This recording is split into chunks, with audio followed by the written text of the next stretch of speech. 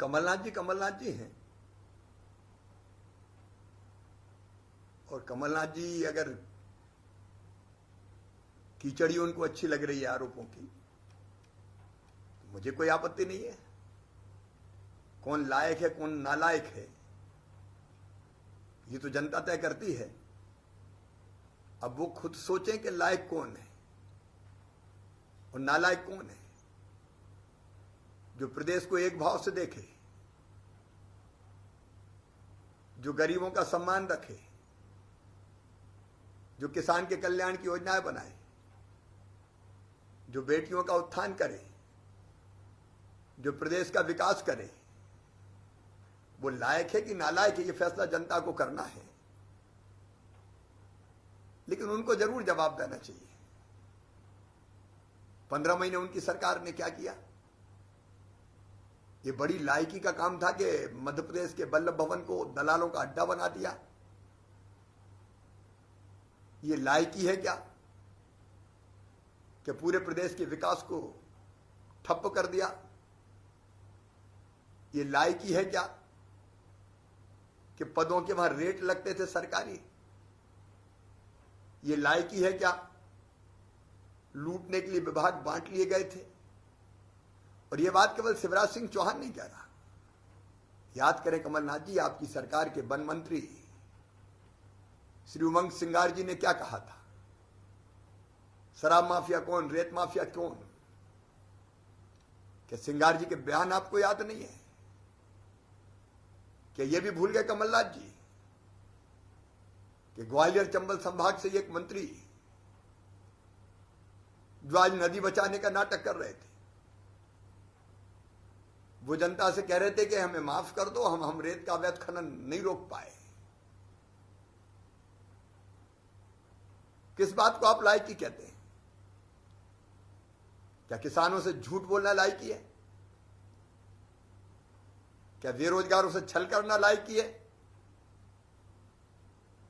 क्या बेटियों को ठगना लायकी है? वृद्धों से झूठ बोलना लायकी है? आप कौन सी लायकी और नालायकी की बात कर रहे हैं? अब कौन लायक कौन नालायक ये तय करेगी जनता। मैं तो हर एक को लायक कहता हूं और मुझे कोई नालायक कहे मुझे कोई फर्क नहीं पड़ता। मैं तो वैसे भी जनता का सेवक हूं। लेकिन जवाब तो आपको देना पड़ेगा। क्या ये लायकी है कि 15 महीनों में आप 5 मिनट के लिए भी कभी ग्वालियर नहीं गए? कि ये लायकी है कि आज आप कह दो कि मैंने तो फलानी जी पे छोड़ दिया था? अच्छा, वो भी जिन पे आपने छोड़ने की बात कही, ज्योतिरादित्य जी तब लायक थे जब चुनाव के लिए उपयोग करना था, और बाद में अब उनके बारे में आप क्या टिप्पणियां कर रहे हैं? क्या मुख्यमंत्री जब विधि द्वारा स्थापित भारत के संविधान के प्रति सच्ची श्रद्धा और निष्ठा रखूंगा और बिना पक्षपात और भेदभाव के सबकी सेवा करूंगा, और अब कह रहे मैंने तो ग्वालियर छोड़ दिया था? कितने भोले हैं कमलनाथ जी आप। और जनता इस भोलेपन को मान लेगी? बताइए, लायक पूर्व मुख्यमंत्री, जरा योग्य अस्पताल के निर्माण को आपने क्यों रोका? बताइए, जरा योग्य को अस्पताल को बाईपास सर्जरी कराने की सुविधा का पैसा क्यों नहीं दिया?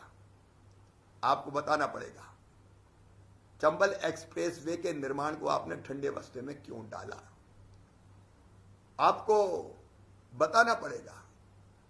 ग्वालियर और मुरैना को चंबल से जो पानी लाने की हमारी योजना थी, जो मैंने मुख्यमंत्री रहते हुए तय की थी, आपने ठंडे बस्ते में क्यों डाला? आपको बताना पड़ेगा। आपके पास ग्वालियर संभाग, चंबल संभाग के जनप्रतिनिधियों के लिए 1 मिनट का टाइम क्यों नहीं था? क्यों आपने वहां के विकास के बारे में उनसे बैठ के बात नहीं की? आपको जवाब देना पड़ेगा। 10 दिन में 2 लाख रुपए तक का कर्जा आपने क्यों माफ नहीं किया? कर्ज माफी के झूठे सर्टिफिकेट पकड़ा के अरे अपने सहकारी बैंकों तक को पूरा पैसा नहीं दिया। कि ये बैंकों के साथ धोखा नहीं है, आपको जवाब देना पड़ेगा। किसान सम्मान निधि का पैसा जो प्रधानमंत्री जी सीधे किसानों को दे रहे थे, आपने उस पैसे को क्यों अटकाया? जब आप थे तब 50 लाख किसानों को भी नहीं मिलता था, और हमने 5 महीने में बढ़ा के 76 लाख किसान कर दिए। आपको जवाब देना पड़ेगा। बाढ़ के हालातों में किसानों के बीच ग्वालियर चंबल संभाग में क्यों नहीं पहुंचे? लायक पूर्व मुख्यमंत्री 4000 रुपया बेरोजगारी भत्ता जवानों को क्यों नहीं दिया?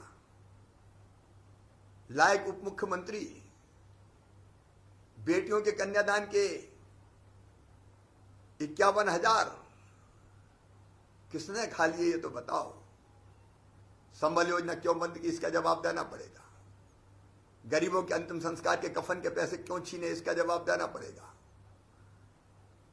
गरीब बहन के बेटा बेटी पैदा होने के पहले 4,000 और बाद में 12,000 लड्डू के क्यों छीने, आपको जवाब देना पड़ेगा। फसल बीमा योजना के प्रीमियम की राशि क्यों,